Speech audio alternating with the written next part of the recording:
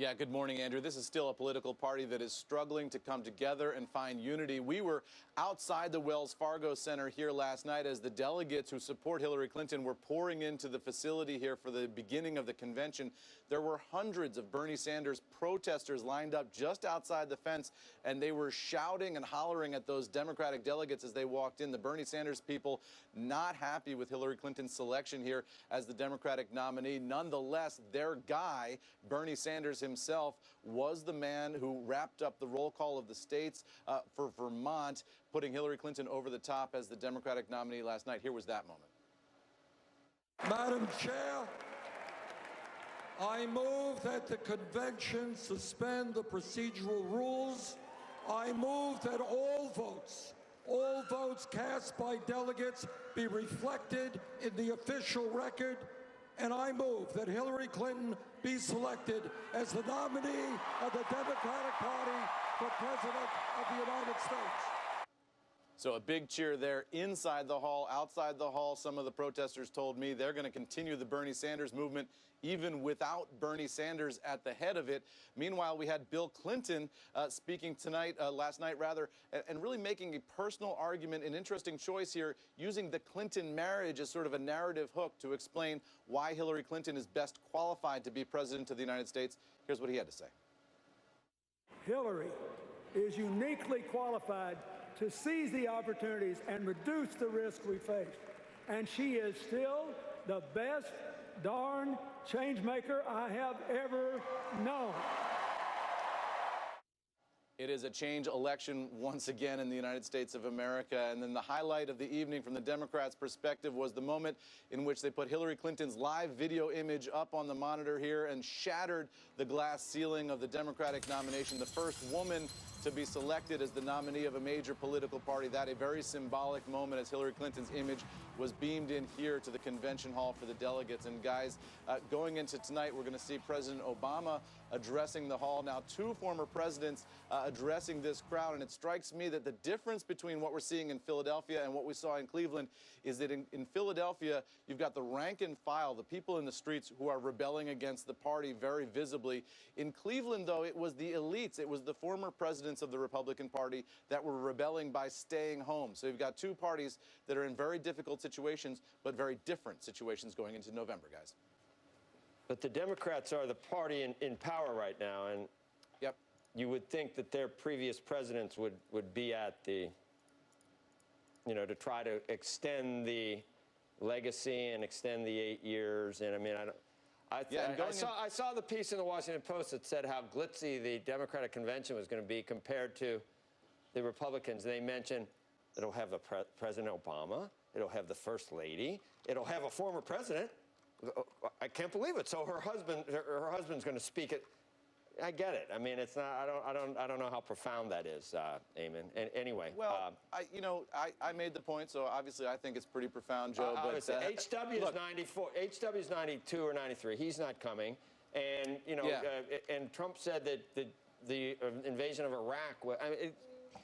And I don't think Jeb's, the difference is that the elites who ran that party, the elites who ran the Republican Party are not happy with Donald Trump.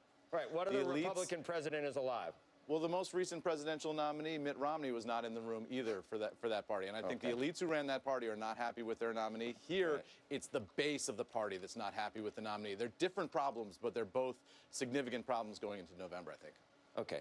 Anyway, thanks. For more on day 2 of the Democratic National Convention, let's bring in Democratic strategist Steve McMahon, co-founder and CEO of Purple Strategies, and Boris Epshteyn. He is Trump's surrogate and former communications aide for the McCain-Palin campaign. Michael, I still don't get the purple thing. I think you're blue, dude. Right? I mean, you're blue. You are not purple. There's no red, and there's no blue and red coming together in the stuff you tell us when you come in here. Boris is glad to admit he's red. But you can't have purple, Joe, without having blue and red, and that's the unique proposition for purple. But you got no red. You're all blue. You're going to give me all blue talking points right now.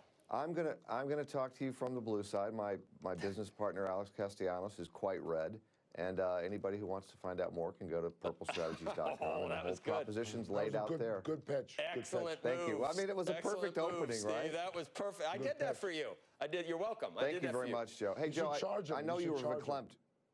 You I'm were all sorry. verklempt last night, weren't you, Joe? The first woman ever nominated to be president of the United States. I was unable. I was actually had something to do. I was unable to. Like Boris. History was made, Joe. Perfect. I'm very happy. History was I'm made. very happy. It's historic. My hope was that the first woman president might be maybe from the other side of the aisle, or someone more conservative, someone more like a Thatcher, perhaps. Maybe less government, more free market type solutions. But I embrace and celebrate that the first woman nominee of a Anyone major with party. daughters. Right, Anyone and with I have a daughters daughter. does. Absolutely. Just as the Democrats celebrated when Sarah Palin was the first Republican vice presidential nominee to be a woman, right? Well, we I did. don't quite We did remember that celebrate, but celebration. for different reasons. Sure. The hypocrisy is very thick. The hypocrisy is unbelievably thick here. The Democrats will use anything to celebrate Hillary Clinton, even though they know, just as the previous report said, that the base is absolutely against her. As you're seeing that play out in the polls. Steve, I'll tell you what I was struck with just reading to me, I mean, we know so much about Hillary now over the past, more specifically in the last year or so. And then I almost forgot some of Bill's stuff. I mean, his own stuff individually, and then those two together. And it's just, that is quite a pair. You got to admit, in terms of, there are some things, some questionable stuff going on there, isn't there, Steve? Well, I mean, the Republicans are the party of family values, and this is a couple that chose to stay together for a very long time in spite of some difficult circumstances. Wow. And Bill Clinton acknowledged that last night. That's pretty rich, too. And so, it's easy to forget some of the things that Bill Clinton did, but it's not very difficult to remember the economy when he left office and the growth in the economy and the deficit and where it was relative to where it is today, and the surplus that he built up. So, for all of the criticism of the Clintons, one of the gilded eras of recent time in terms of the economic growth and job creation was Bill Clinton's presidency, and we've been sort of in hell in a handbasket since then with Republicans. Let's see, there was NAFTA, and there was welfare reform, and there was Newt Gingrich and a Congress that sort of moved him to the center. There's no indication Hillary Clinton. There was a president who was willing to work across the aisle, which frankly doesn't happen enough. I'm going back to purple now, which frankly doesn't happen enough in Washington today. And I think all of your viewers would acknowledge that, Joe. I agree, but I don't. That certainly takes two to not Bill tango. Clinton. Takes two to not tango for the past 8 years. The question I have, as far as as she's a change maker, is she changing from the last 8 years of Obama? She was part of that presidency. She's part of the last 8 years of Obama. She drove that. She drove that foreign policy. She did run against it, but then she chose to join the administration, and she was a huge part of that foreign policy, which has resulted in disasters all over the world. Disasters in the Middle East, specifically Libya, Egypt, Syria. Disaster in our relationship with China, relationship with Russia. So she had already failed as part of this administration, and now she somehow wants to run on change from that administration. It doesn't make any sense. The narrative. Do you think she should? Well, here's what makes. Hold on a second. Here's what makes sense. And actually, you should take Donald Trump's adage here maybe to heart. Donald Trump said that George W. Bush is who destabilized the Middle East. So look what she walked into. Look what she walked into. A war that was a mistake and a completely she walked into ISIS not destabilized existing, Middle and East. ISIS exists now. ISIS was born on Hillary Clinton's The destabilization was there, and what created the destabilization? It was the Iraq War, wasn't it? That's what your candidate says. You know what? You're going to be running against George W. Bush. That's a losing strategy. That's why Donald Trump is up by That's huge what your numbers candidate now, says. all over the That's what your battleground candidate states. said. So that's fine, Steve, for you to do. But again, the voters see through that. You've had 8 years of Barack Obama. If you want to run again against George W. Bush, that's your decision, Hillary Clinton's decision. She has to run on her record.